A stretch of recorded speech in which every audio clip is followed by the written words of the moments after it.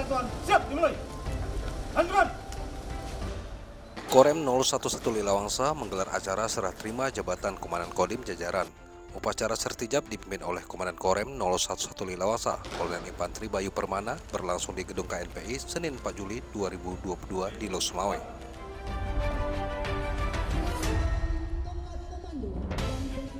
Pergantian dua pejabat Dandim, yakni Dandim 0103 Aceh Utara dari pejabat lama Letkol ARM Oke Krisyanto SAP kepada Letkol Infanteri Hendra Sari Nurhono SIP MIP.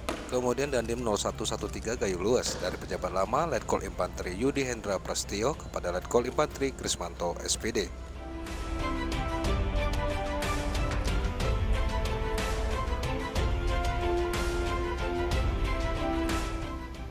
Selain itu, Danrem 011 Lilawangsa juga memimpin tradisi Koprapot penerimaan warga baru, yaitu Mayor Infanteri Abdul Hadi Esos yang akan menduduki jabatan sebagai Kasih Intel Korem 011 Lilawangsa dan Mayor CHK Ayantoro sebagai pejabat Kakum Rem 011 Lilawangsa.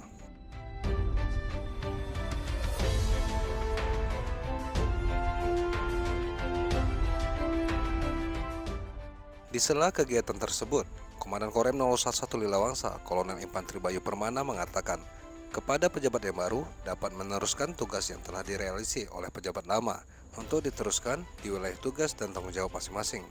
Di antaranya dalam membantu kesulitan masyarakat seperti pembangunan tanggul, pencegahan bencana banjir, dan pembangunan akses jalan di daerah terisolir.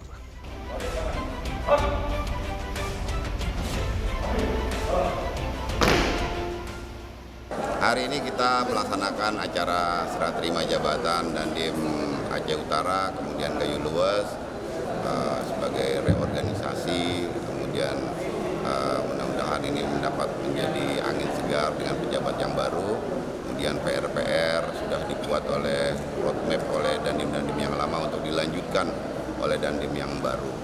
Kemudian mungkin di Aceh Utara ini kita akan membantu penyelesaian Waduk Purwokerto yang kita dapat diselesaikan dan dapat mengatasi banjir di wilayah Aceh Utara ini.